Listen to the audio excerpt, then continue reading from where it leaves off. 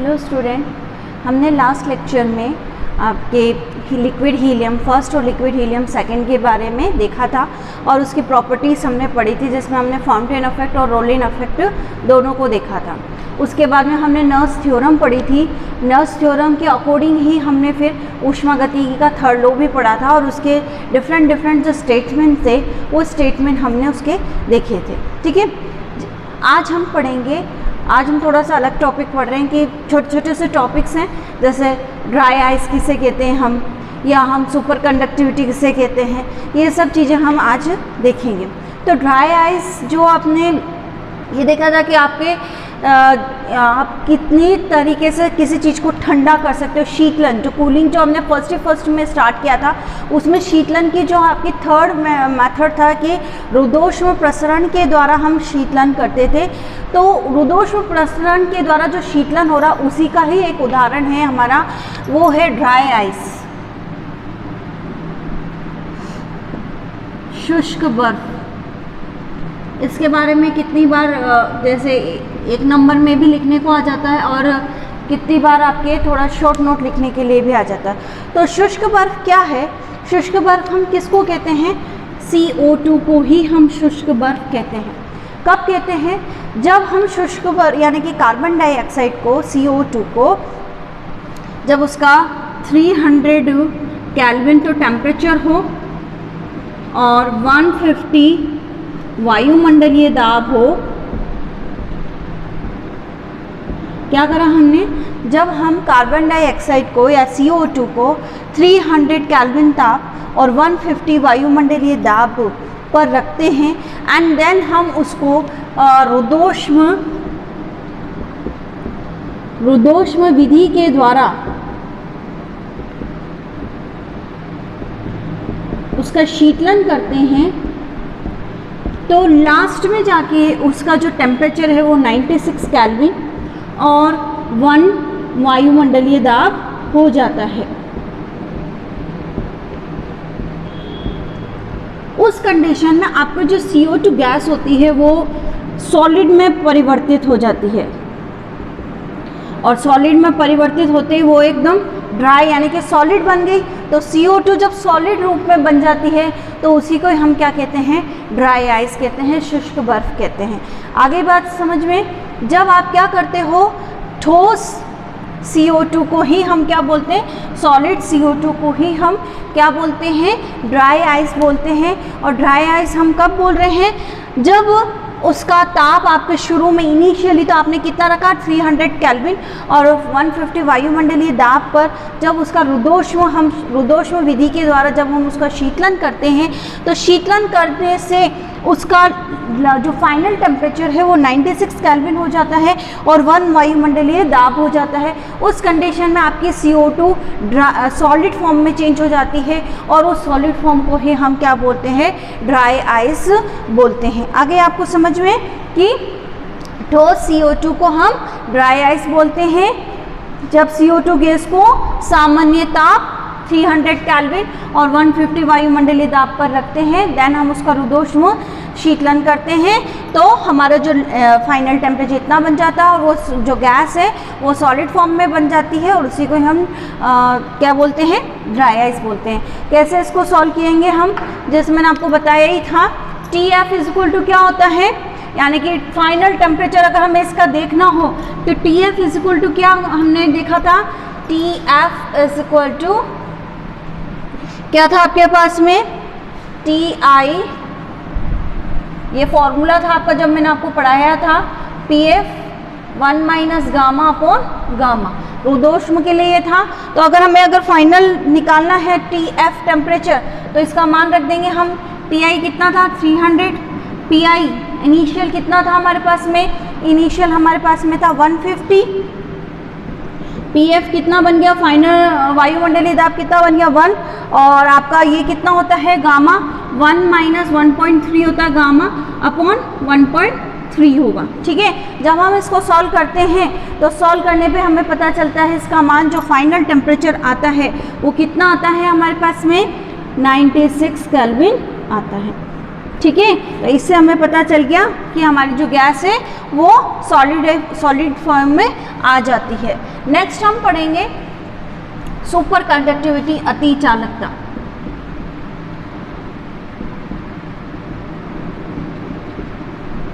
Super conductivity बोलते हैं इसको हम। आप लोगों को सभी को ही पता है कि जब हम कोई चालक है, चालक यानी कि कंडक्टर, ठीक है, चालक का अगर हमने कोई सैंपल लिया है, प्रतिदर्श बोलते हैं उसको, कोई सैंपल लेते हैं और जैसे जैसे हम उसका टेम्परेचर बढ़ाते जाते हैं, तो आप लोगों को पता है कि चालक का जब भी हम टेम्परेचर बढ़ाते हैं उसकी रेजिस्टिविटी, उसकी प्रतिरोधकता क्या होती है, प्रतिरोधकता भी बढ़ती ही जाती है। जैसे जैसे हम टेम्परेचर, अगर हम इसका कोई ग्राफ खींचें तो क्या होगा कि जैसे जैसे हम किसी का टेम्परेचर बढ़ाते हैं, अगर रेजिस्टिविटी है और ये टेम्परेचर है, उसके बीच में अगर हम ग्राफ खींचते हैं तो जैसे जैसे हम टेम्परेचर बढ़ाएंगे हमारी क्या होगी, रेजिस्टिविटी भी क्या होगी, बढ़ती हुई चलेगी, जैसे ये, ठीक है। ये तो ये आपके क्या है, कंडक्टर का नेचर है, इसकी प्रॉपर्टी है। टेम्परेचर बढ़ाएंगे तो रेजिस्टिविटी बढ़ेगी। अब जैसे जैसे अगर आप टेम्परेचर घटाते हुए चलेंगे उसकी रेजिस्टिविटी क्या होगी, घटती हुई चलेगी, और टेम्परेचर घटाएंगे तो उसकी रेजिस्टिविटी घटती हुई चलेगी। और एट लास्ट यहाँ पर जब आपने क्या करा, आपकी रेजिस्टिविटी क्या हुई, ज़ीरो हो गई, उस टेम्परेचर को हम बोलते हैं क्रिटिकल टेम्परेचर। जहाँ पर आपकी रेजिस्टिविटी क्या हो, प्रतिरोधकता शून्य हो जाती है, उस ताप को हम बोलते हैं क्रांतिक ताप, और उसी को हम क्रिटिकल टेम्परेचर कहते हैं। और इस कंडीशन में हमारा जो चालक होता है वो किस में बदल जाता है, अति चालक में बदल जाता है। अति चालकता या अति चालक बन जाता है, और इस प्रॉपर्टी को ही हम क्या बोलते हैं, अति चालकता, सुपर कंडक्टिविटी, ठीक है। तो एट क्रिटिकल टेम्परेचर हमारा जो कंडक्टर है वो चेंज किस में हो जाता है, सुपर कंडक्टर में चेंज हो जाता है। डैट मीन्स उसकी उस कंडीशन में, उस टेम्परेचर पे उसकी रेजिस्टिविटी बिल्कुल ज़ीरो, शून्य हो जाती है, और आपका जो चालक है वो सुपर कंडक्टर में चेंज होता है। और इसी प्रॉपर्टी को हम क्या बोलते हैं, सुपर कंडक्टिविटी बोला जाता है, ठीक है। ये आपका क्या था, अति चालक, ठीक। अब नेक्स्ट हम पढ़ेंगे, डैट मीन्स आपका रो इस कंडीशन में आपकी रो जो है वो क्या हो गई, ज़ीरो हो गई एट t = TC पर, ठीक है। ये आपकी अति चालकता कहलाती है, ठीक।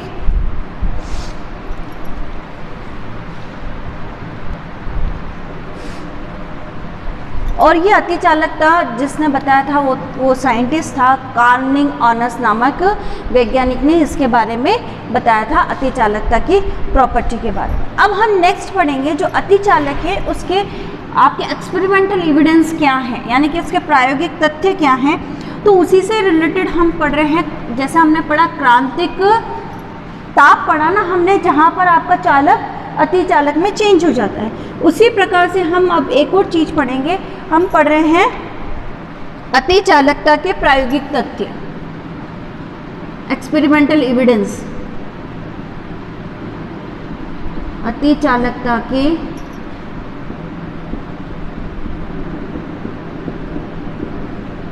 प्रायोगिक तथ्य, ठीक है। तो उसमें हम सबसे फर्स्ट पढ़ रहे हैं क्रांतिक चुंबकीय क्षेत्र। क्या होता है ये क्रांतिक चुंबकीय क्षेत्र, यानी कि क्रिटिकल मैग्नेटिक फील्ड। देखिए आप जब अति चालक जो आपने लिया है सैंपल, अति चालक का मतलब है कि उसकी आपकी जो रेजिस्टिविटी है बिल्कुल ज़ीरो हो रही है, ठीक है। अब हम उसके अंदर एक ऐसा मैग्नेटिक फील्ड अप्लाई कर रहे हैं, ऐसा मैग्नेटिक फील्ड दे रहे हैं उसको कि जैसे जैसे हम मैग्नेटिक फील्ड को बढ़ाते हुए जा रहे हैं, आपका सुपर कंडक्टर वापस किस में चेंज हो रहा है, कंडक्टर में चेंज हो रहा है। दैट मीन्स आपका क्या हो रहा है, जो सुपर कंडक्टर है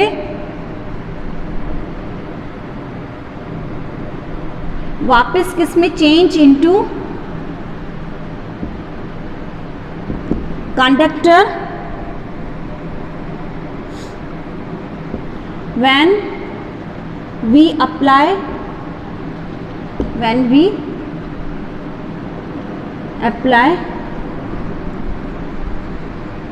high magnetic field।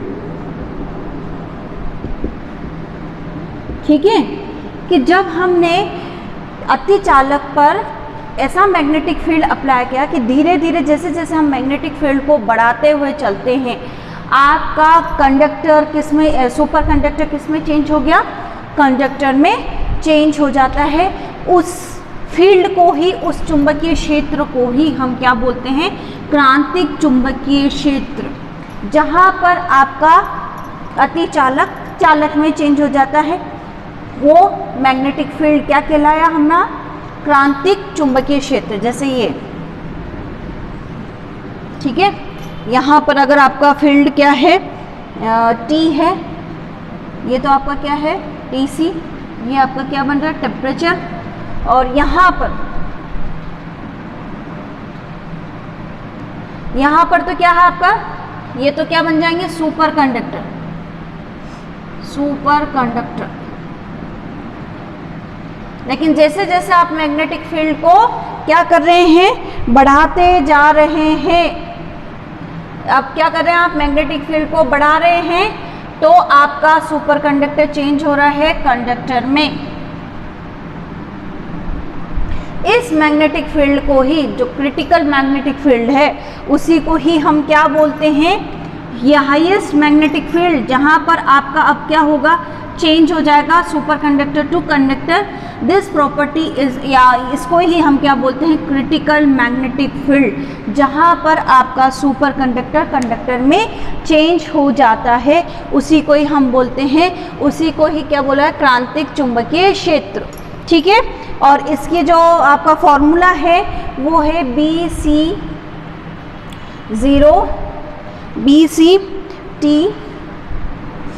Is equal to आपका है BC0 1 minus T square upon TC का स्क्वायर। ये आपका क्या बनेगा, ये क्रिटिकल मैग्नेटिक फील्ड निकालने के लिए आपका फॉर्मूला है। तो इसमें क्या है, BC इज इक्वल टू क्या हो जाएगा, BC0 0 केल्विन पर आपका क्या है, क्रांतिक चुंबकीय क्षेत्र, T क्या है आपका ताप, TC क्या है आपका क्रिटिकल टेम्परेचर है, जहां पर आपका चालक अतिचालक में चेंज हो जाता है, और BT क्या है, T केल्विन पर आपका चुंबकीय क्षेत्र कहलाएगा।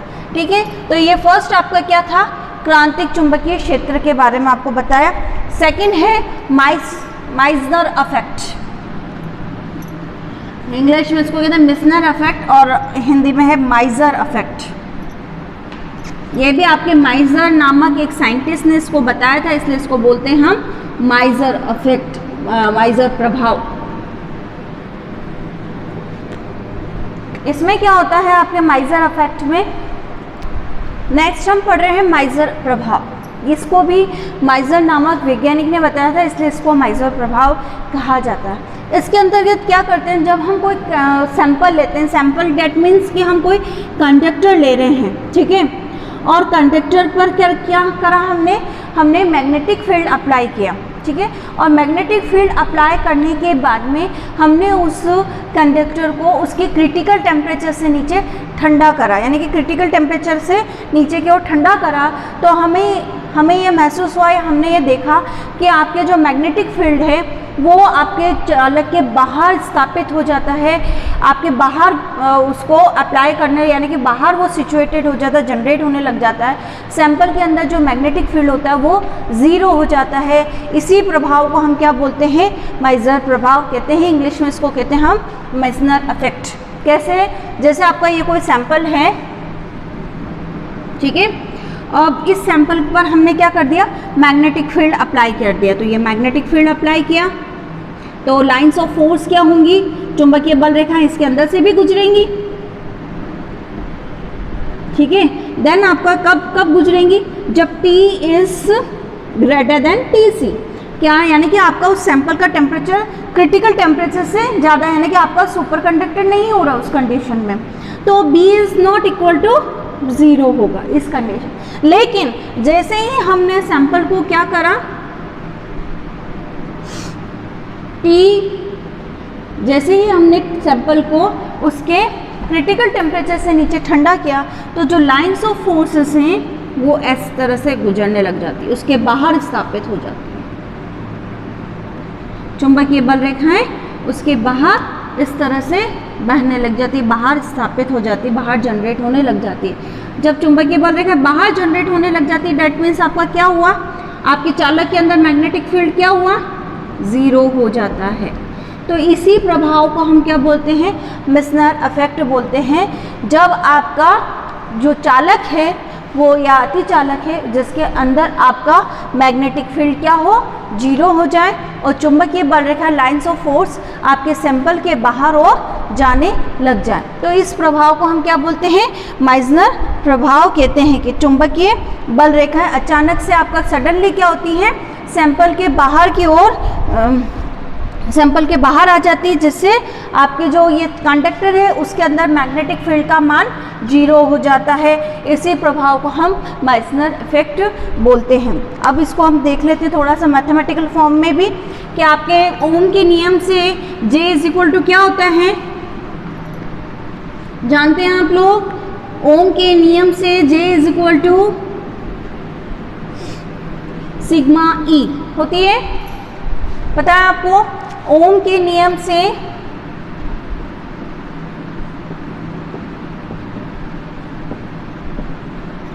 J is equal to sigma E, ठीक है। अब हम सिग्मा को क्या लिख सकते हैं, अगर रेसिप्रोकल के रूप में लिखना है तो रेजिस्टिविटी के रूप में लिख सकते हैं E। बट सुपर कंडक्टर के लिए आपकी रेजिस्टिविटी क्या होती है, फॉर सुपर कंडक्टर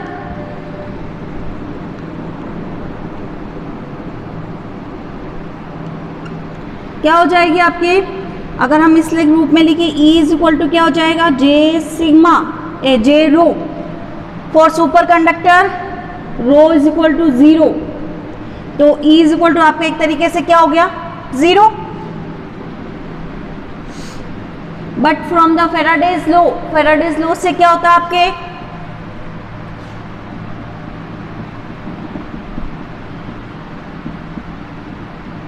dB/dt। अगर हम इस इक्वेशन को यहाँ पे पुट कर दे फर्स्ट, ये सेकेंड, ठीक है, तो del B buy put 1 and 2, तो क्या हो जाएगा माइनस dB/dt, क्या हो गया 0। देन हम इसको इंटीग्रेट कर दें तो देन इंटीग्रेट इट, क्या हो जाएगा आपका B एक कांस्टेंट मिलेगा हमें, ठीक है।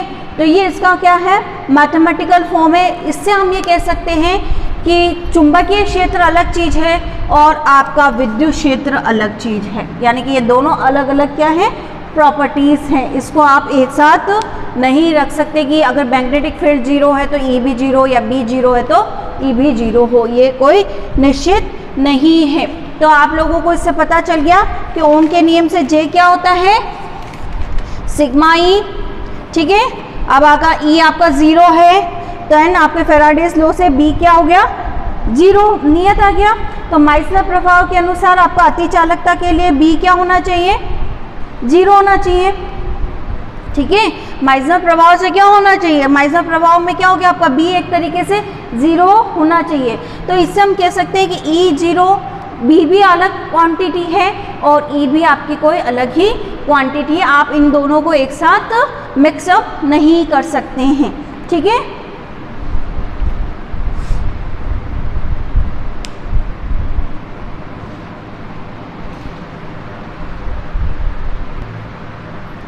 नेक्स्ट हम इसी से देख सकते हैं कि आपके फॉर द कंडक्टर